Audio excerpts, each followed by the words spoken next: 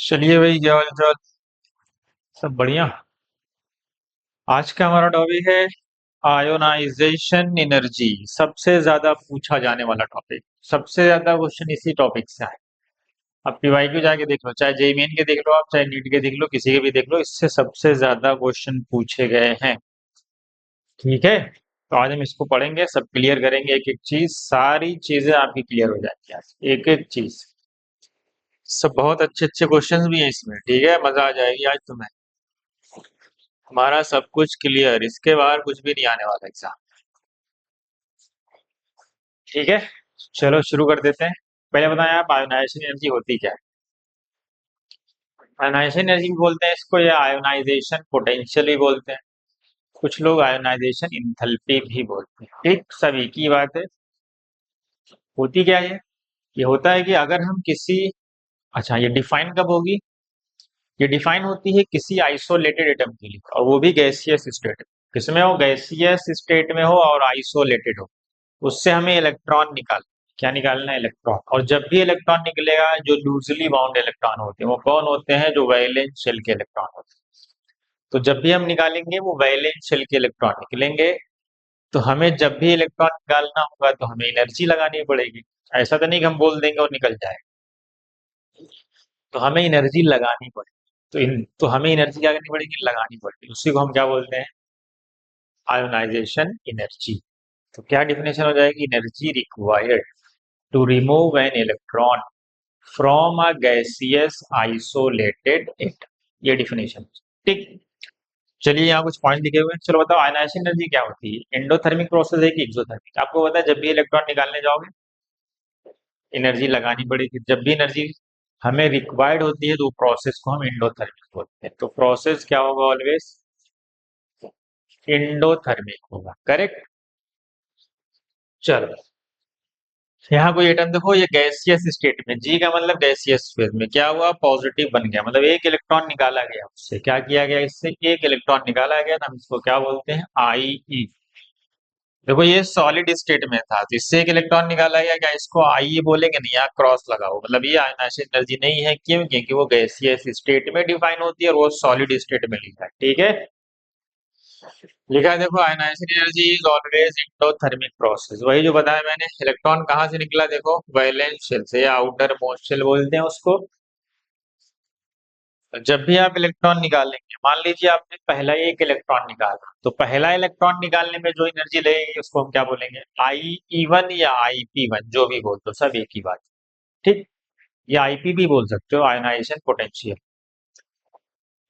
First electron निकालने में जो एनर्जी रिक्वायर्ड है वो क्या है, I E one. Second electron में वो आई ई टू, फिर थर्ड निकालोगे तो आई ई थ्री। इसका मतलब है कि जब भी हम इलेक्ट्रॉन निकालते जाएंगे, सोचो आपने एक इलेक्ट्रॉन निकाल लिया किसी से, तो उसके पास इलेक्ट्रॉन कम हो जाएंगे। इलेक्ट्रॉन कम होने से क्या कम होता है, शील्डिंग कम होती है। जब शील्डिंग कम होगी तो क्या बढ़ जाएगा, क्या बढ़ जाएगा, जेड इफेक्टिव, अट्रैक्शन बढ़ता जाएगा। जैसे जैसे इलेक्ट्रॉन निकालते जाओगे उसमें अट्रैक्शन बढ़ता जाएगा, क्योंकि इलेक्ट्रॉन कम होते जा रहे हैं। जब इलेक्ट्रॉन कम होंगे तो शील्डिंग कम होगी। शील्डिंग कम होने से क्या होगा, जेड इफेक्टिव बढ़ जाता है। तो अट्रैक्शन बढ़ेगा तो एनर्जी हमें रिक्वायर्ड ज्यादा होगी। तो इससे क्या पता चला कि जब भी हम सक्सेसिव इलेक्ट्रॉन निकालते जाएंगे तो एनर्जी बार बार हमें बढ़ानी पड़ेगी, क्योंकि जेड इफेक्टिव बढ़ता जा रहा है, उसकी साइज छोटी होती जा रही है। तो वही लिखा है कि आई वन से बड़ा आई टू होगा, आई टू से बड़ा आई थ्री होगा, एंड सो ऑन। मतलब सक्सेसिव आयोनाइजेशन एनर्जीज क्या होंगे, इंक्रीज करती जाएंगी। ठीक है, तो देखो, गैसियस फेज में था, एक इलेक्ट्रॉन निकाले आई वन, फिर दूसरा निकाले तो आई टू बोला जाएगा, फिर तीसरा निकालोगे तो आई थ्री बोला जाएगा। क्यों, देखो जैसे ए से ए प्लस पहुंचा तो इलेक्ट्रॉन क्या हो जाएंगे, कम हो जाएंगे, तो सिग्मा क्या हो जाएगा, सिग्मा कम हो गया। क्यों भाई, सिग्मा कम होने का रीजन क्या है, जल्दी बताओ, सिग्मा कम होने का रीजन क्या है। सिग्मा कम होने का रीजन है कि इलेक्ट्रॉन जो हुए हैं वो क्या हो गए। सिग्मा कम होने का रीजन जो है, जो इलेक्ट्रॉन है वो क्या हो गए हैं, डिक्रीज कर गए। जब भी इलेक्ट्रॉन घटेगा तो जेड इफेक्टिव बढ़ेगा, तो अट्रैक्टिव, तो यहाँ पहुंचोगे सिग्मा और घट जाएगा, यहाँ पहुंचोगे सिग्मा और डिक्रीज कर जाएगा। अट्रैक्शन बढ़ता जाएगा क्योंकि इलेक्ट्रॉन कम होते जा रहे हैं। ठीक है, लिखा है ना, successive ionization energy increases to remove outermost shell electron. Successive energy मतलब यही, आई इंटू आई थ्री बढ़ता जा रहा है। और इसकी यूनिट हो सकता है इलेक्ट्रॉन वोल्ट पर एटम हो या किलो कैलोरी या किलो जूल पर मोल हो, कुछ भी हो सकता है, सब यूनिट ही। या जूल पर एटम भी बोल सकते हो, या किलो जूल पर मोल या जूल पर मोल या किलो कैलोरी या कैलोरी, सब यूनिट ही है। ठीक है, पता है ना, सब यूनिट ही है। चाहे किलो कैलोरी लिखो, किलो जूल लिखो, जूल लिखो, कैलोरी लिखो, इलेक्ट्रॉन वोल्ट कोई तो बोलते हैं, जूल में कन्वर्ट कर लेते हैं। अब जो इसमें चाहो आप बता सकते हो, सब यूनिट ही है उस। ठीक है, आगे बढ़े।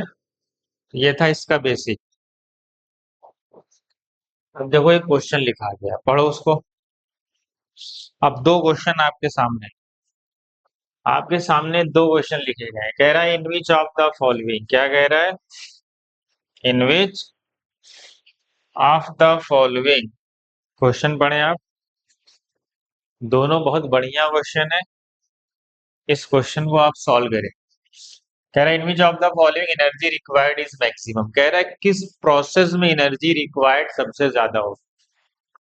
चलो पहला देखो, एम से एम प्लस जा रहे हैं, पहला इलेक्ट्रॉन उस एटम से निकाल ले, तो उसको हम क्या बोलेंगे, आई ई वन। ठीक, ये एम से एम प्लस टू जा रहे हैं, एम से एम प्लस टू जाने का क्या मतलब, पहले वो एम से एम प्लस गया होगा, फिर एम प्लस से एम प्लस टू गया होगा, मतलब पहले आई ई वन फिर आई ई टू, मतलब दो एनर्जी का सम है, I E one plus I E two. ठीक, फिर एम प्लस से एम प्लस टू गए, इसका क्या मतलब है कि जब भी आप एम प्लस से एम प्लस टू जाएंगे तो उसको तो हम आई ई टू बोलेंगे, क्योंकि एक इलेक्ट्रॉन ऑलरेडी उससे निकाला जा चुका है। और जब हम एम प्लस टू से एम प्लस थ्री जाएंगे तो कौन सी एनर्जी है, थर्ड आयनाइजेशन, ये तो और ज्यादा होगी ना, ये तो और ज्यादा होगी।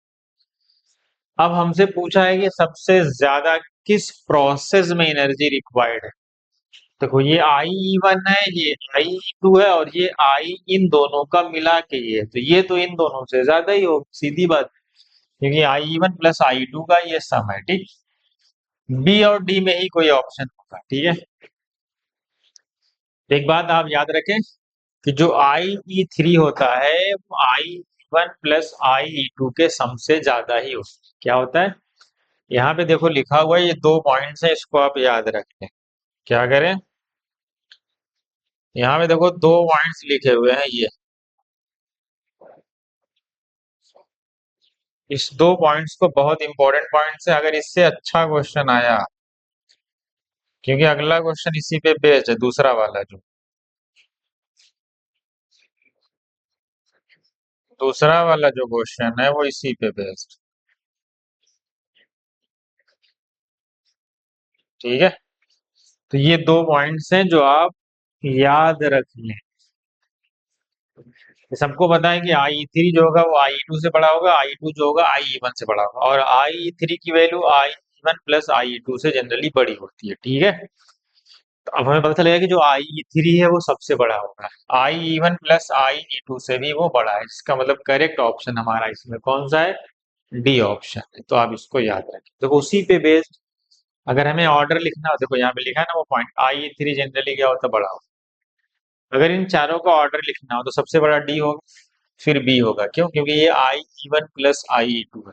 फिर उसके बाद सी क्यों होगा, क्योंकि ये आई ई टू है, ये आई ई वन है, पता है आई ई टू जनरली बड़ा होता है किससे, आई ई वन से, फिर सी आ गया, फिर सबसे लास्ट में ए आ गया। ठीक है, अब देखो यहाँ पे एक क्वेश्चन लिखा हुआ है, कह रहा है first and third ionization energy of an atom is given as, ये अच्छा क्वेश्चन है, बढ़िया क्वेश्चन।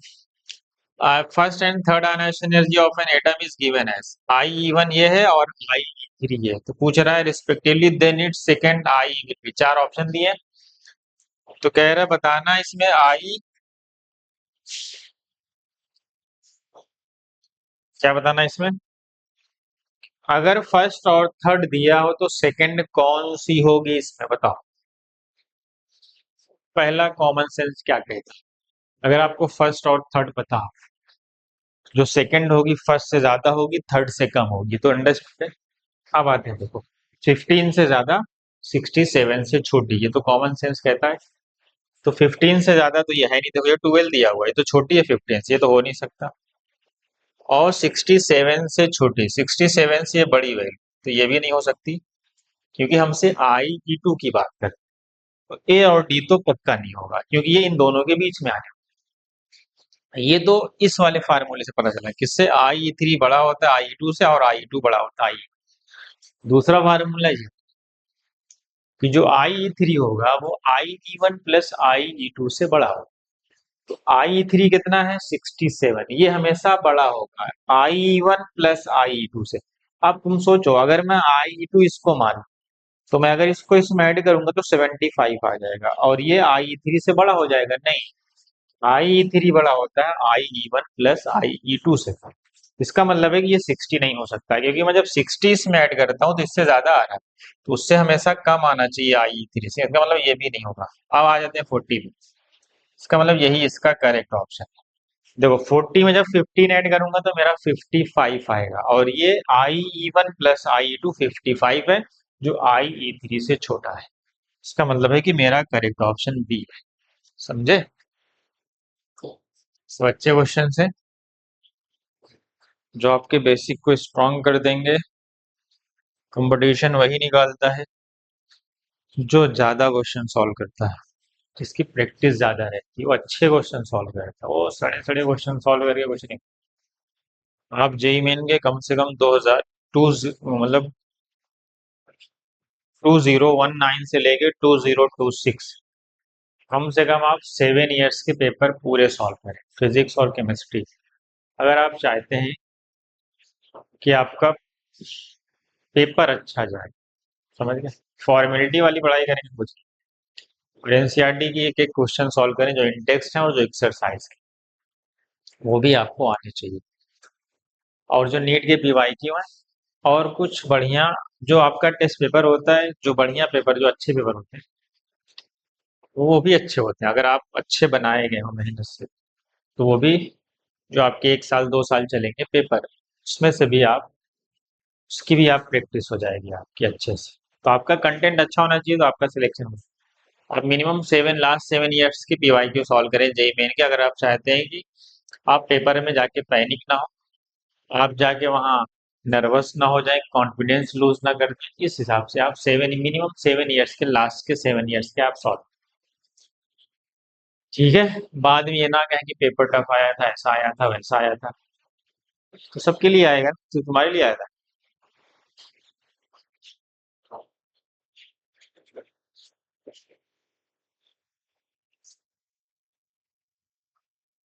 तो आप उसके लिए रेडी रहो कि पेपर दे के आओगे ये बोलने के लिए कि पेपर टफ है। तो आप उसके लिए रेडी रहो, बना लो जैसा बनाना है एनटीएस। बोल दो हम रेडी हैं, बना लो जैसा बनाना बना दो। चलो, फैक्टर अफेक्टिंग आयोनाइजेशन एनर्जी। कौन कौन से फैक्टर हैं जो आयोनाइजेशन एनर्जी को अफेक्ट करेंगे? बताओ। सबसे पहले तो मैं लिखता हूँ Z effective. Correct. Z effective का मतलब एट्रैक्शन। एट्रैक्शन बढ़ेगा तो इलेक्ट्रॉन को निकालना बड़ा डिफिकल्ट होगा, पता है ना? जब इलेक्ट्रॉन निकाल नहीं पाओगे तो आयोनाइजेशन एनर्जी बढ़ेगी। तो इसका मतलब है कि जनरली पीरियड में जाने पे बढ़ती है, सबको पता है। जनरली ग्रुप में जाने पे घटती है, एक्सेप्शन छोड़ के। समझ गए? एक्सेप्शन भी आते हैं ना, वही एक्सेप्शन पूछे जाते हैं। एक्सेप्शन का मतलब उसका रीजन भी होता है। तो पीरियड में जाने पे इंक्रीज करती है जनरली, डाउन द ग्रुप जाने पे डिक्रीज करती है जनरली, ये तो पता है आपको। और आपने पता है इनवर्सली प्रोपोर्शनल होती है साइज के। जिसकी साइज बड़ी होगी, सोचो जिसकी साइज ज्यादा हो, साइज ज्यादा का मतलब न्यूक्लियस से दूर होगा वैलेंशियल, अट्रैक्शन कम होगा तो आसानी से निकाल दोगे। ठीक है। अगर कोई हाफ फिल्ड या फुल फिल्ड कॉन्फ़िगरेशन है, मतलब कोई नोबल गैस है या P3 कॉन्फ़िगरेशन है या P6 है, मतलब नोबल गैस हो या हाफ फील्ड कॉन्फ़िगरेशन, तो हाफ फील्ड और फुल फील्ड स्टेबल होते हैं तो उनसे इलेक्ट्रॉन निकालना डिफिकल्ट होगा, तो इसका मतलब उसकी आयनाइजेशन एनर्जी ज्यादा होगी। और अगर कोई ऐसा आइटम है जो बहुत क्लोज है न्यूक्लियस के, तो उससे भी, न्यूक्लियस से उसका अट्रैक्शन ज्यादा होगा, तो उसको भी निकालना बहुत डिफिकल्ट, थोड़ा सा एनर्जी ज्यादा रिक्वायर्ड होगी। समझ गए? तो उसको हम पेनिट्रेशन इफेक्ट बोलते हैं। क्या बोलते हैं? Penetration effect. जो जिनके शेल न्यूक्लियस के जस्ट करीब होते हैं उनसे इलेक्ट्रॉन निकालना थोड़ा चैलेंजिंग होगा क्योंकि वो न्यूक्लियस से ज्यादा अट्रैक्ट होते हैं और उससे हम इलेक्ट्रॉन आसानी से नहीं निकाल पाएंगे, तो हमें एनर्जी ज्यादा लगानी पड़ती है। इस 4 पॉइंट से आप कोई भी न्यूमेरिकल सॉल्व करो। ठीक है, क्या सॉल्व करोगे? न्यूमेरिकल। थ्योरी के भी क्वेश्चन आ जाएंगे। अब तुमसे पूछा जाए किसी का मेटेलिक कैरेक्टर ज्यादा है, मेटेलिक कैरेक्टर ज्यादा का मतलब मेटल्स। मेटल क्या होते हैं? इलेक्ट्रॉन डोनर्स, वो आसानी से इलेक्ट्रॉन देंगे तो आयन एनर्जी घट जाएगी। नॉन मेटेलिक कैरेक्टर मतलब नॉन मेटल्स, इलेक्ट्रॉन एक्सेप्टर होते हैं, इलेक्ट्रॉन देते नहीं तो आयन एनर्जी बढ़ जाएगी। तुमसे कहा जाए कोई रिड्यूसिंग नेचर अच्छा है, रिड्यूसिंग नेचर अच्छा का मतलब क्या? वो दूसरे को रिड्यूस करेगा। रिड्यूसिंग नेचर का मतलब रिड्यूस अदर सेल्फ ऑक्सीडाइज। वो दूसरे को रिड्यूस कर रहा है, खुद ऑक्सीडाइज हो रहा है, मतलब रिड्यूस करेगा दूसरे को और ऑक्सीडाइज होगा सेल्फ। अगर कोई चीज सेल्फ ऑक्सीडाइज होगी मतलब अपना इलेक्ट्रॉन लॉस करना चाहती है, इसका मतलब है कि अगर किसी का रिड्यूसिंग नेचर अच्छा है तो उसकी आयोनाइजेशन एनर्जी कम होगी। सेम वाइस वर्सा ऑक्सीडाइजिंग के लिए हो जाएगा। अगर किसी का ऑक्सीडाइजिंग नेचर अच्छा है तो वो दूसरे को ऑक्सीडाइज करना चाहता है, खुद रिड्यूस होना चाहता है, मतलब इलेक्ट्रॉन नहीं देना चाहता, तो उसकी आयोनाइजेशन एनर्जी ज्यादा हो। और आपसे कहा जाए कोई ज्यादा रिएक्टिव है, रिएक्टिविटी ज्यादा है। मान लो कोई रिएक्टिविटी ज्यादा है तो क्या होगा? अगर किसी की रिएक्टिविटी ज्यादा है इसका मतलब, रिएक्टिविटी ज्यादा का क्या मतलब? रिएक्ट कोई चीज रिएक्टिव है इससे क्या पता चलता है? रिएक्टिविटी का मतलब यही होता है कि वो इलेक्ट्रॉन डोनेटिंग एबिलिटी उसकी बहुत अच्छी है, इलेक्ट्रॉन लूजिंग टेंडेंसी उसकी बहुत अच्छी है, मतलब वो इलेक्ट्रॉन आसानी से देगा तो इसका मतलब उसकी आयोनाइजेशन एनर्जी कम हो जाएगी। वही सब यहाँ लिखा हुआ देख लो, एक बार देख लो अच्छे से। ठीक है, मैं 1 मिनट आ जाता हूँ, फट से इसको देखो आप।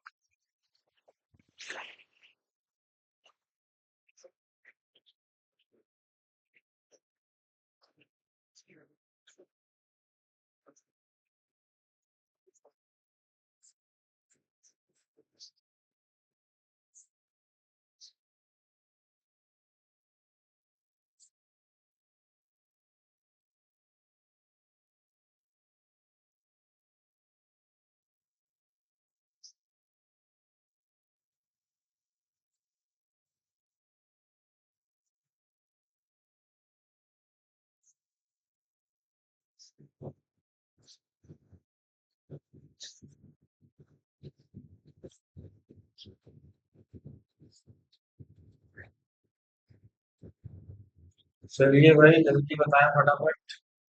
हाँ, चलिए देख लिए सब जो मैंने बोला था वही सब लिखा हुआ है या कुछ और लिखा हुआ है भाई? वही है ना सब या कुछ और है?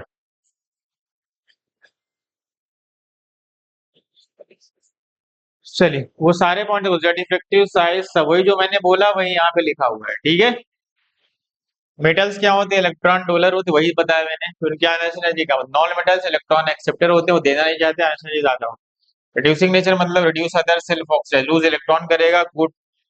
रिड्यूसिंग नेचर अच्छा होगा तो आयन एनर्जी कम होगी। आयन एनर्जी मेटल से ज्यादा होती है किसकी? नॉन मेटल की। क्यों? क्योंकि नॉन मेटल इलेक्ट्रॉन एक्सेप्टर होते हैं, डोनर नहीं होते। और अल्कली मेटल की क्या होती है? अल्कलाइन अर्थ मेटल से ज्यादा होती है। क्यों? क्योंकि अल्कली मेटल पहले बढ़ते हैं, अल्कलाइन मेटल पहले बढ़ते हैं। अरे भाई जब पीरियोडिक टेबल में आप चलते हो पहले आपको अल्कली मेटल मिलता है, फिर अल्कलाइन अर्थ मेटल। पीरियड में जाने पे आयनाइजेशन एनर्जी क्या होती है? घटती है। क्यों? क्योंकि जेड इफेक्टिव बढ़ता है, पता है ना? हाँ, क्योंकि जेड इफेक्टिव बढ़ता है। चलो आगे बढ़ा जाए। वही सारी चीजें जो मैंने तुम्हें बताई है वो इस पे अच्छे से लिखी हुई है, आप देख सकते हैं इसको। इन 4 पॉइंट से आपके न्यूमेरिकल सॉल्व हो जाएंगे। ठीक है, देख लो अच्छे से जो मैंने बताया था वही सब है। चलो मैं आगे बढ़ता हूँ। अब लिखा है पीरियड में क्या होता है? पढ़े आप, पीरियड में जाने पे जनरली आयनाइजेशन एनर्जी बढ़ती है। जनरली लिखा है, देख लो, क्योंकि जेड इफेक्टिव बढ़ता है कि साइज घटती है, ये भी रीजन है। और डाउन द ग्रुप जाने पे आयनाइजेशन एनर्जी घटती है क्योंकि साइज बढ़ती है जनरली। अब एक्सेप्शन आता है कहाँ पे देखो, अगर हम जनरली देखें कि लिथियम से नियॉन तक जाएं तो पीरियड में जाने पे आयोनाइजेशन एनर्जी बढ़नी चाहिए। एक्सपेक्टेड तो यही है कि लिथियम से ज्यादा इसकी, इससे ज्यादा इसकी, बढ़ते बढ़ते बढ़ते बढ़ते सबसे ज्यादा नियॉन की। लेकिन ऐसा होता नहीं। आपको दो एक्सेप्शन दिखाई देते हैं, एक नाइट्रोजन ऑक्सीजन का और एक बेरिलियम बोरान। ठीक है, अब आते हैं दोनों के एक्सेप्शन पे। नाइट्रोजन और ऑक्सीजन का क्या रिलेशन है उसको समझते हैं। अभी देखो नीट में भी आया था थोड़ा सा इसमें, उसके रीजन में थोड़ा एक्सप्लेनेशन में थोड़ा सा बहुत सारे लोग सेटिस्फाई नहीं थे, मैं भी सेटिस्फाई नहीं था उसके एक्सप्लेनेशन से। पूरी तरीके से एक्सप्लेन नहीं कर रहा था। देखो नाइट्रोजन और ऑक्सीजन में क्या मसला है? सबसे ज्यादा नियॉन की होगी क्योंकि ये फुलफिल्ड है, सबको बटी। उसके बाद फ्लोरीन की होगी हाईएस्ट इलेक्ट्रोनेगेटिव एटम है। इससे इलेक्ट्रॉन निकालना बहुत ही चैलेंजिंग काम और साइज भी बहुत छोटी है। इसका जेड इफेक्टिव भी बहुत ज्यादा है, लिखा है ना, जेड इफेक्टिव मोर है और साइज वेरी स्मॉल है। उसके बाद आता है, देखो उसके बाद नाइट्रोजन का एक्सपेक्टेड है, ये क्रॉस लगा है मतलब रॉन्ग, एक्चुअल में ये ऑर्डर है। अब सोचो नाइट्रोजन और ऑक्सीजन में नाइट्रोजन की क्यों ज्यादा है। पीछे क्या पॉइंट देखे थे, अगर कोई हाफ फील्ड या फुल फील्ड है तो उसकी आयनाइजेशन एनर्जी थोड़ी सी इंक्रीज कर जाती है, क्या हो जाती है। तो नाइट्रोजन की क्यों ज्यादा है, इसका कॉन्फ़िगरेशन होता है आपको पता है 1s2 2s2 2p3 और ऑक्सीजन में आता है 2p4। और आपको पता है जो 2p3 होता है वो हाफ फील्ड होता है, क्या होता है, ये क्या है आपका 2p3। 2p3 जो आपका है वो क्या है भाई, हाफ फील्ड है। और हाफ फील्ड की स्टेबिलिटी ज्यादा होती है, पता है आपको। ऑक्सीजन का जेड इफेक्टिव ज्यादा है, देखो यहाँ पे लिखा हुआ है। नाइट्रोजन हाफ फील्ड है, स्टेबल है। ऑक्सीजन का पीरियड में जाने पे जेड इफेक्टिव बढ़ता है। जेड इफेक्टिव भी नाइट्रोजन का ऑक्सीजन का जेड इफेक्टिव भी ज्यादा है और साइज भी छोटी है, किससे, नाइट्रोजन से। सोचो जेड इफेक्टिव भी ज्यादा है नाइट्रोजन से और साइज भी छोटी है, फिर भी आयनाइजेशन एनर्जी कम है, किससे, किससे कम है, नाइट्रोजन से। तो रीजन क्या है, due to half filled configuration of nitrogen ionization energy क्या हो गई, ऑक्सीजन से ज्यादा हो गई, क्योंकि ऑक्सीजन की साइज भी छोटी है, जेड इफेक्टिव भी ज्यादा है, फिर भी उसकी आयनाइजेशन एनर्जी नाइट्रोजन से कम। अब एनसीईआरटी में क्या लिखा हुआ देखो, एनसीईआरटी का एक्सप्लेनेशन ये है। 2p4 में जाओगे तो 2p4 इलेक्ट्रॉन पहले एक एक बढ़ते हैं, फिर एक हुंस रूल पढ़े हो ना, हुंस रूल, हाँ वही है। पहले एक एक इलेक्ट्रॉन भरा जाता है, फिर पेयरिंग होती है। पहले एक एक भर दिया, फिर ग्रीन कलर से पेयरिंग कर दी। तो क्या कहा एनसीईआरटी के हिसाब से, क्या है कि जब 2p4 में आते हैं तो इलेक्ट्रॉन इलेक्ट्रॉन पेयर रिपल्शन यहाँ पे बढ़ जाता है, किसमें, इन दोनों के बीच। उसकी वजह से आयोनाइजेशन एनर्जी घट जाती है, एनसीईआरटी में यही लिखा हुआ है। और जेई मेन में क्वेश्चन आया था कि नाइट्रोजन की आयोनाइजेशन एनर्जी ऑक्सीजन से ज्यादा है, ऑक्सीजन की कम है, कम क्यों है या ज्यादा है, उसने कहा कि इलेक्ट्रॉन इलेक्ट्रॉन रिपल्शन होने की वजह से आयनाइजेशन एनर्जी घट जाती है। ये है एनसीईआरटी का एक्सप्लेनेशन, ठीक है, समझ गए। अब यहाँ पे आते हैं बेरिलियम और बोरान। बेरिलियम और बोरान में क्या होगा, बेरिलियम का कॉन्फ़िगरेशन जब आप लिखते हो तो 1s2 2s2 आता है। जब बोरान का लिखते हो 1s2 2s2 2p1 आता है, इलेक्ट्रॉन p में चला गया। अब देखो यहाँ पे क्या है, देखो ये फुलफिल्ड है और बहुत क्लोज है, क्योंकि इसके पास सिर्फ s इलेक्ट्रॉन है, p इलेक्ट्रॉन्स नहीं है। पेनिट्रेशन इफेक्ट यहाँ काम करती है। और यहाँ पे देखो क्या हो गया, 1s2 2s2, s के बाद इलेक्ट्रॉन कहाँ चला गया है, p में। तो इस वाले इलेक्ट्रॉन को निकालना आपके लिए थोड़ा आसानी होगी, समझ गए, क्योंकि ये अनपेयर्ड भी है और ये आसानी से निकल जाएगा, इसको हम आसानी से रिमूव कर सकते हैं। रीजन क्या है कि बेरिलियम का जो s है वो बहुत क्लोज है न्यूक्लियस के, कि उसके पास सिर्फ s ही इलेक्ट्रॉन है, p है ही नहीं। और दोनों s2 भी है, s2 का मतलब s फुलफिल्ड है, इसी को बोलते हैं वेरी क्लोज टू न्यूक्लियस। इसका रीजन ये लिखा हो देखो, penetration effect closeness to nucleus ना।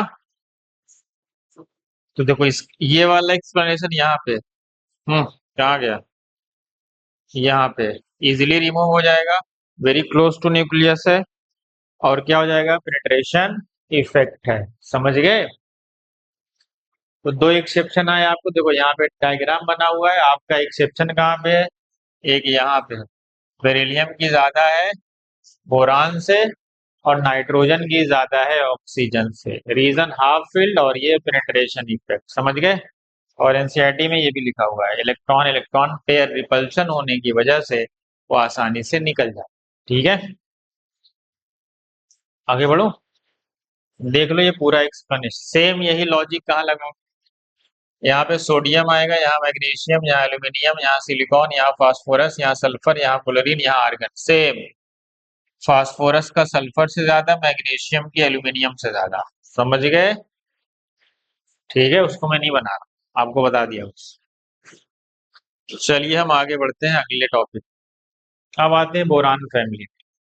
बोरान फैमिली में पहला एक्सेप्शन आपको नजर आ जाए, ठीक है।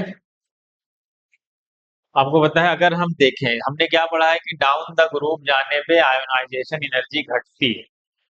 तो नीचे जाते जाते जाते जाते घटनी चाहिए ना, सबसे सबसे कम किसकी होनी चाहिए, फिर इंडियम की होनी चाहिए, थैलियम की होनी चाहिए। देखो बोरान, देखो एक्सपेक्टेड क्या है, नीचे जाने पे घटनी चाहिए, एक्सपेक्टेड ये है, बोरान की सबसे ज्यादा, फिर एल्यूमिनियम, फिर गैलियम, फिर इंडियम, फिर थैलियम। लेकिन एक्चुअल में ऑर्डर है ही नहीं। एक्चुअल ऑर्डर देखो यहाँ पे लिखा हुआ है। एक्चुअल ऑर्डर क्या है हमारा? हमारा जो एक्चुअल ऑर्डर है वो ये नजर आ रहा है। नजर आ रहा है? बस ये साफ नहीं दिख रहा होगा शायद, रुको इसको कलर ही चेंज कर देते हैं। चलो अब दिख रहा हो। वो समझाने के लिए बस लिखा है, उसमें कुछ है ही नहीं। अब हमारे पास जनरली क्या होना चाहिए, डाउन द ग्रुप जाने पे कम होते चले जाना चाहिए, लेकिन ऐसा हो ही नहीं रहा। ऐसा क्यों नहीं हो रहा है? अब उसको समझते हैं, ऐसा क्या मसला है। देखो यहाँ डब्ल्यू शेप है, ये आपको याद रखने के लिए ऐसा बनाया गया है ताकि आपको याद रहे। देखो boron, aluminium, gallium, indium, thallium. तो अब मसला क्या आ रहा है कि देखो बोरान के बाद सीधा थैलियम की है। देखो किसकी है? थैलियम। थैलियम की क्यों ज्यादा हो गई? आपने इस एटॉमिक साइज पढ़ा। जैसे ही आप छठे पीरियड में जाते हैं, जैसे ही आप सिक्स पीरियड में पहुंचते हैं, तो उनके पास 4f इलेक्ट्रॉन की एंट्री हो जाती है। ठीक। अगर 58 से 71 तब ना छठे पीरियड में जाते हो, उसके बाद पूरा चालू हो जाता है 4f इलेक्ट्रॉन। क्योंकि ये सिक्स पीरियड में आता है, कौन? थैलियम। जैसे ही सिक्स पीरियड में आप पहुंचोगे, थैलियम के पास 4f इलेक्ट्रॉन आ जाएगा। जैसे ही 4f इलेक्ट्रॉन आएगा, आपको पता है शील्डिंग पुअर होती है, बहुत खराब होती है। तो जैसे ही शील्डिंग पुअर आएगी, तो आयनाइजेशन एनर्जी क्या हो जाती है? शील्डिंग पुअर का मतलब जेड इफेक्टिव ज्यादा, मतलब अट्रैक्शन बढ़ जाएगी। अट्रैक्शन बढ़ने से उसकी आयनाइजेशन एनर्जी ज्यादा हो जाएगी। तो यहाँ पे लिखा हुआ due to poor shielding of, क्या लिखा हुआ है? Due to poor shielding of 4f electron, Z effective बढ़ जाएगा, आयोनाइजेशन एनर्जी घट जाएगी, क्योंकि शील्डिंग खराब हो जाती है। ठीक है, शील्डिंग क्या हो जाती है? पुअर हो जाती है। समझ गए? अब एल्यूमिनियम और गैलियम में क्या मसला है? आपने पढ़ा था एल्यूमिनियम और गैलियम की साइज। एल्यूमिनियम थोड़ा सा बड़ा होता है, किससे? गैलियम से। ठीक। क्यों? क्योंकि गैलियम के पास 3d इलेक्ट्रॉन्स आ जाते हैं। क्या आ जाते हैं? शील्डिंग पुअर हो जाती है, उसको हम डी कॉन्ट्रैक्शन बोलते थे। तो साइज क्या हो जाती है? थोड़ी सी छोटी हो जाती है। साइज छोटी होने की वजह से उसकी आयोनाइजेशन एनर्जी एल्यूमिनियम से ज्यादा होगी, लेकिन साइज एल्यूमिनियम की ज्यादा होगी। तो देखो दो, देखो थैलियम के बाद किसका नंबर आ गया? एल्यूमिनियम का नहीं है, गैलियम का। तो गैलियम के एल्यूमिनियम से क्यों ज्यादा है? क्योंकि उसकी, क्यों ज्यादा है? क्योंकि उसके पास डी कॉन्ट्रैक्शन है, उसकी साइज छोटी है। ये हम पहले ही पढ़ चुके हैं ये बात ना। साइज किसकी बड़ी है? एल्यूमिनियम की। इसीलिए आयनाइजेशन एनर्जी किसकी ज्यादा दिखाई देती है? गैलियम की। क्यों? क्योंकि poor shielding of 3d electron. Zinc के बाद आता है ना गैलियम। डीसी को हम डी कॉन्ट्रैक्शन बोलते हैं। डी कॉन्ट्रैक्शन मतलब उसका जेड इफेक्टिव बढ़ जाएगा और आयनाइजेशन एनर्जी घट जाएगी, क्योंकि पुअर शील्डिंग की वजह से। समझ गए? ये था एक्सप्लेनेशन किसका? बोरान फैमिली का। समझ गए? यहाँ देखो लिखा है ना, सिक्स पीरियड में 4f इलेक्ट्रॉन होते हैं, शील्डिंग पुअर होती है, जेड इफेक्टिव ज्यादा होगा तो आयनाइजेशन एनर्जी बढ़ जाएगी। मतलब स्टेप बाय स्टेप बताया जा रहा है। ये मेटल्स है, ये नॉन मेटल है। नॉन मेटल की तो मेटल से ज्यादा ही होती है, सबको पता है। नॉन मेटल की हमेशा मेटल से तो ज्यादा, जो ऊपर है सबसे ज्यादा उसी की होगी ना। सिक्स पीरियड में आया, 4f इलेक्ट्रॉन आया, 4f इलेक्ट्रॉन से शील्डिंग पुअर होगी, शील्डिंग पुअर होगी तो डिफेक्टिव ज्यादा होगा, जो डिफेक्टिव ज्यादा होगा तो आयनाइजेशन एनर्जी ज्यादा होगी। समझ गए? आगे बढ़ो। ये समझाने के लिए है, इसको पढ़ाने में मुझे ऑफलाइन 2 लेक्चर लगता है। पूरा पीरियाडिक टेबल पढ़ाने में अच्छे से मुझे 14 घंटे लगते हैं। क्योंकि वो ऑफलाइन में पढ़ोगे आप जब आके हमसे, तो हम चीजों का आराम, और ये सब पढ़ाए हुए लेक्चर ऑफलाइन, वो तो मैं रिवीजन करा रहा हूँ। ये सब लिख लिख के समझाया गया है, पढ़ाया गया अच्छे से। ठीक है। हाँ, तो इसको टाइम लगता है समझाने में हर चीज अच्छे से ना, ये तो मैं रिवीजन। ठीक है। चलिए आगे बढ़े। दिख रहा है ना सब? अब देखो क्वेश्चन है ये सब, अब क्वेश्चन आ गए। ये सब थ्योरी नहीं है, क्वेश्चन है सिर्फ। कह रहा है कि इनका सेकेंड आयोनाइजेशन एनर्जी का ऑर्डर बताओ। फर्स्ट नहीं पूछ रहा, अगर फर्स्ट पूछता तो सबसे ज्यादा फ्लोरीन की होती, सबको पता है मोर जेड इफेक्टिव। फिर नाइट्रोजन की होती है क्योंकि वो हाफ फील्ड होता है, फिर ऑक्सीजन की होती है, देन ये तो पता है पीछे जो ऑर्डर लिखे थे। लेकिन वो सेकंड पूछ रहा है, जब भी सेकंड पूछे आपसे तो क्या करो आप। देखो मैं तो ये तरीका बता, ये तो समझाने के लिए मैंने सब बताया। तो आपको स्पीड ज्यादा है, प्रैक्टिस अच्छी है, तो आप डायरेक्ट भी कर सकते हो, कोई मसला नहीं। ठीक है, सबसे एक एक इलेक्ट्रॉन हटा दो। हमसे सेकंड का पूछा है, फर्स्ट का नहीं पूछा है। फ्लोरीन से एक हटाओ ऑक्सीजन, इससे एक हटाओ नाइट्रोजन, इससे एक हटाओ कार्बन, इससे एक हटाओ बोरान। हटा दिए। इनका ऑर्डर बताओ, इनमें सबसे ज्यादा किसकी होगी, नाइट्रोजन की, सबको पता है। फिर ऑक्सीजन की, देन कार्बन, देन बोरान। अब जो जिससे आया था उससे रिप्लेस कर दो। नाइट्रोजन किससे आया था, ऑक्सीजन से। ये ऑर्डर हो गया सेकंड, इसका ऑर्डर मैंने लिखा, यही सेकंड का ऑर्डर। इन चारों में सबसे ज्यादा नाइट्रोजन की होती है, हाफ फील्ड है। फिर ऑक्सीजन का नंबर आता है, देन कार्बन का आता है, देन बोरान का आता है। इसलिए सबसे ज्यादा किसकी होगी फिर, जो जिससे आया था उसको रिप्लेस करना पड़ेगा, क्योंकि मैं इसका नहीं पूछा, इसका पूछा है। तो आप क्या करें, नाइट्रोजन किससे आया था, ऑक्सीजन से, रिप्लेस हो गया। मतलब एक एक घटाए थे ना, तो एक एक बढ़ा दो, सीधी बात वही। जिस या तो रिप्लेस कर दो या एक एक बढ़ा दो, ऑक्सीजन कर दो, फ्लोरीन कर दो, नाइट्रोजन कर दो, कार्बन, एक एक घटाए तो तुमने, ऑर्डर लिखने के बाद एक एक बढ़ा दो, सीधी बात हुई। ये फर्स्ट और सेकंड का ऑर्डर। फर्स्ट अगर तुमसे कहा जाए फास्फोरस सल्फर क्लोरीन आर्गन, सबसे ज्यादा आर्गन की होगी, नोबल गैस है। फिर क्लोरीन की होगी कि हेलोजन है। फास्फोरस और सल्फर ने पता है, फास्फोरस हाफ फील्ड है, इसलिए फिर फास्फोरस आएगा, देन सल्फर आएगा। ठीक। सेकंड के लिए क्या करना है, पहले एक एक इलेक्ट्रॉन हटाना। सोचो जब आर्गन से मैं एक हटाऊंगा तो क्लोरीन, इससे हटाया सल्फर, इससे हटाया फास्फोरस, इससे हटाया सिलिकॉन। इनमें सबसे ज्यादा किसकी है, क्लोरीन की। क्लोरीन किससे आया था, आर्गन से, डायरेक्ट आर्गन लिख लो। फिर उसके बाद इनमें किसकी ज्यादा है, फास्फोरस की, क्योंकि सल्फर से ज्यादा होती है। फास्फोरस किससे आया, सल्फर से, सल्फर लिख लो। फिर सल्फर का नंबर आता है, किससे आया, क्लोरीन लिख लो। फिर सिलिकॉन का नंबर किससे आया, फास्फोरस लिख लो। ठीक है, ऐसे ही हम लिख लेते हैं। तो ये इसका ऑर्डर लिखना है, फर्स्ट और सेकंड, ये आप खुद से लिख लेना। ये एक्सेप्ट, ये वाला है ना एक्सेप्शनल जो बताया था, जैसे वहां पे ऐसे ऐसे गए थे, तो आप याद रख लो, एक एक्सेप्शन ये है और एक एक्सेप्शन। ये क्वेश्चन क्या लिखा हुआ, in which of the following, in which of the following there is biggest jump in second and third. इसका क्या मतलब होता है, बिगेस्ट जंप मतलब इन सेकंड एंड थर्ड का मतलब है कि पहला इलेक्ट्रॉन आसानी से निकला, दूसरा निकला, तीसरा निकल ही नहीं रहा है। बिगेस्ट जंप का मतलब सेकेंड और थर्ड आयोनाइजेशन एनर्जी में एनर्जी का गैप ज्यादा। क्या है, एनर्जी का गैप ज्यादा है। तो बताओ कौन दो इलेक्ट्रॉन आसानी से देगा, तीसरा नहीं देगा, बताओ। इसमें कौन दो इलेक्ट्रॉन आसानी से देगा, फिर तीसरा नहीं देगा, मतलब वो दो इलेक्ट्रॉन देने के बाद स्टेबल हो जाए, तभी तो तीसरा नहीं देगा, तभी तो जंप आ जाएगा, आयोनाइजेशन एनर्जी ज्यादा लगानी पड़ेगी। सोचो इसको अगर मैं एक इलेक्ट्रॉन हटाऊंगा तो नोबल गैस बन जाएगा, तो फर्स्ट और सेकंड में ज्यादा जंप आएगा, मतलब इसकी सेकंड आयोनाइजेशन एनर्जी सबसे ज्यादा है। देखो इसको दो निकालूंगा तब नोबल गैस बनेगा, इसका मतलब दो आसानी से देगा, तीसरा नहीं देगा, क्योंकि दो के बाद ये नोबल गैस बन जाएगा, इसलिए ऑप्शन बी हो।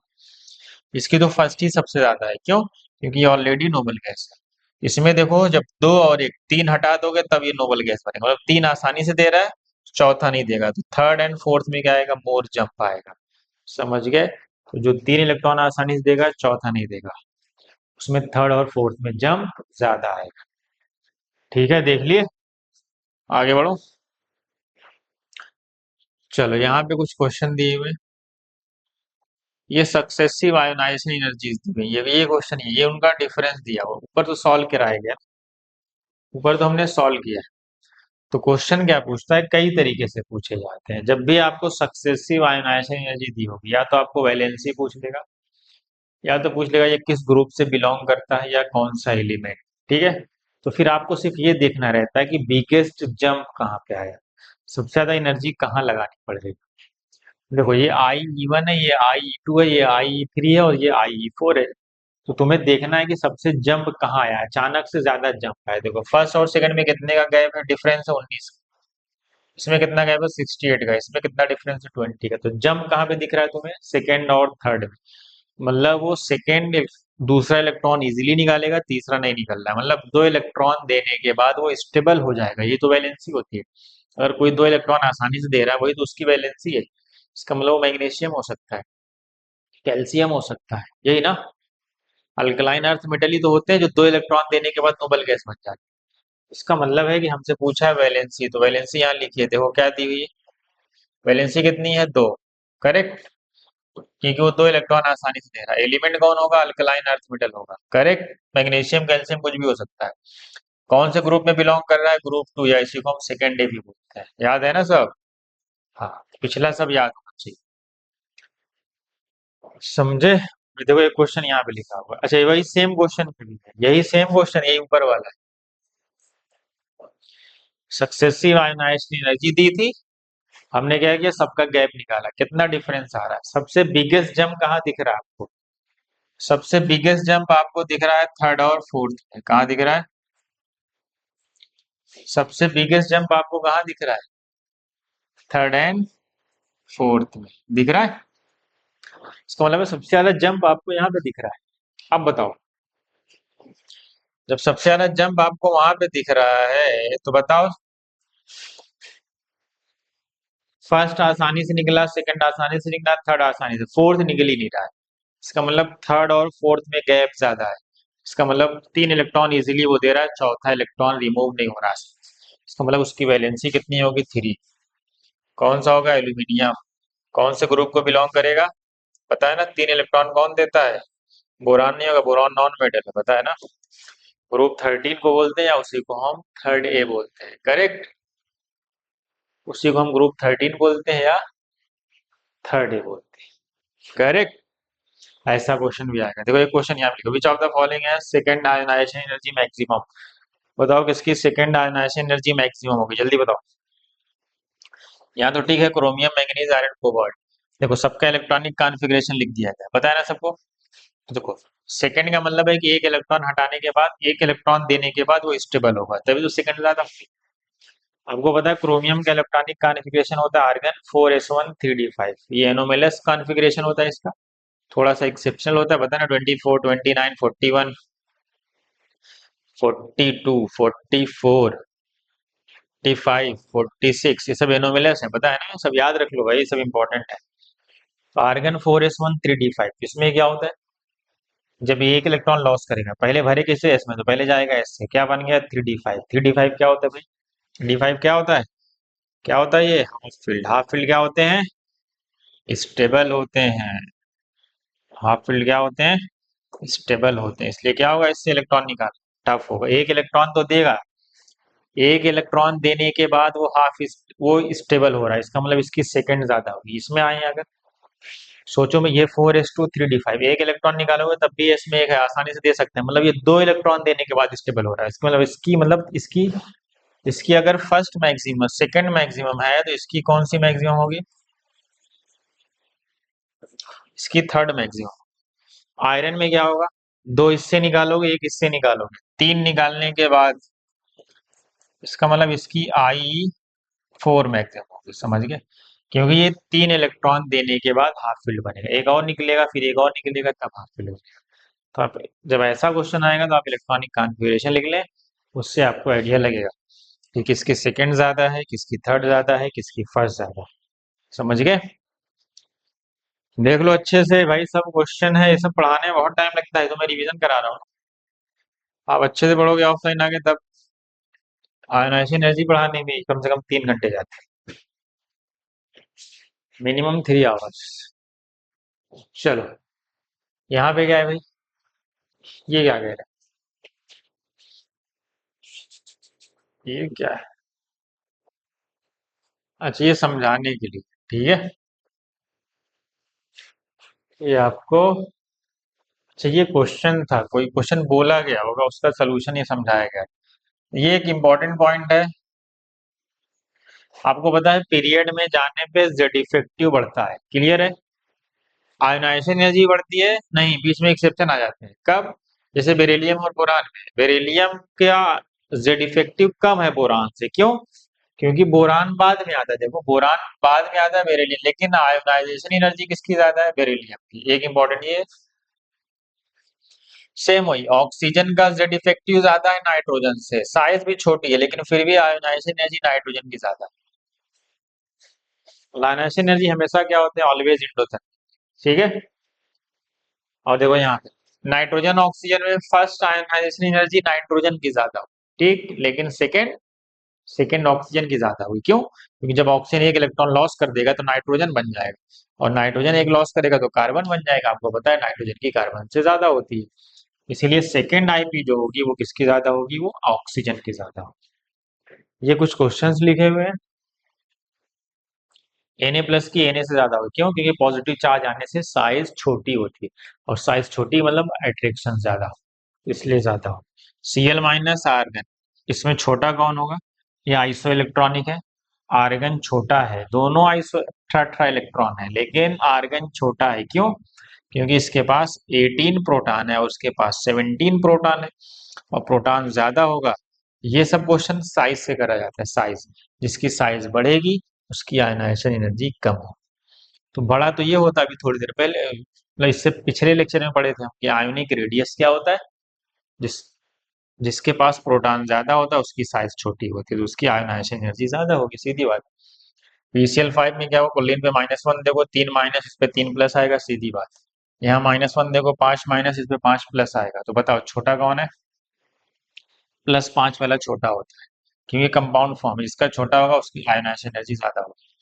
लिथियम प्लस और हीलियम में दोनों आइसो इलेक्ट्रॉनिक है। इसके पास 3 प्रोटॉन होता है, इसके पास 2 प्रोटॉन। प्रोटॉन मतलब एटॉमिक नंबर।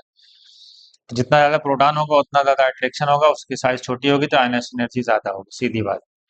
Cl- और सल्फर 2- पता है ना, कुलीन ये दोनों आइसो इलेक्ट्रॉनिक है। 18 इलेक्ट्रॉन है, 17 प्रोटॉन 16 प्रोटॉन। 17 प्रोटॉन का मतलब 17 प्रोटॉन में अट्रैक्शन ज्यादा होगा, 16 प्रोटॉन में थोड़ा कम होगा। तो अट्रैक्शन ज्यादा होगा तो साइज छोटी होगी तो आयनाइजेशन एनर्जी ज्यादा होगी। आर्गन और स्कैंडियम 3+ आइसो इलेक्ट्रॉनिक है, 18 इलेक्ट्रॉन। इसके पास प्रोटॉन 21 है, इसके पास 18 है। 21 का प्रोटॉन का अट्रैक्शन ज्यादा होगा, इसलिए इसकी आयनाइजेशन एनर्जी ज्यादा होगी। और लिथियम बेरिलियम में सबको पता है एक्सेप्शन है, बेरिलियम ज्यादा होता है। सोडियम मैग्नीशियम में पीरियड में जाने पे मैग्नीशियम ज्यादा होगा। पोटेशियम कैल्शियम में कैल्शियम का ज्यादा होगा, सही ना? क्योंकि अल्कली मेटल की तो कमी होगी अल्कलाइन अर्थ से, क्योंकि पीरियड में जाने पे क्या घटेगी। ये अल्कलाइन अर्थ मेटल है और ये अल्कली मेटल। ये क्वेश्चन था कोई। ये फर्स्ट, सेकेंड, थर्ड, चार, ये चार ऑप्शन रहे होंगे, तो मैंने उसको समझा दिया। ठीक है, समझ आया? हाँ, तो ऐसे हम देखिए, इंपॉर्टेंट पॉइंट है। जरूरी है कि जिसका जेड इफेक्टिव ज्यादा है उसी की आयनाइजेशन एनर्जी ज्यादा होगी, ये जरूरी नहीं। वो हमारे एक्सेप्शन में आ जाता है ना कि बेरिलियम का जेड इफेक्टिव कम है लेकिन फिर भी उसकी आयनाइजेशन एनर्जी ज्यादा है। समझे? तो ऐसे हम आयनाइजेशन एनर्जी को पढ़ते हैं। ये था हमारी सारी थ्योरी जो आयनाइजेशन एनर्जी पे खत्म हो गई। ठीक है, अगला लेक्चर है इलेक्ट्रोनिगेटिविटी। सारे लेक्चर खत्म हो जाएंगे तो हम इस पे ढेर सारे क्वेश्चन भी सॉल्व करेंगे। ठीक है, इसके बहुत सारे क्वेश्चन तुम्हें दिए जाए, सॉल्व कराए जाएंगे। कुछ जेई मेंस के, कुछ इसके, कुछ उसके, सब। ठीक है, चलिए आज के इतना ही।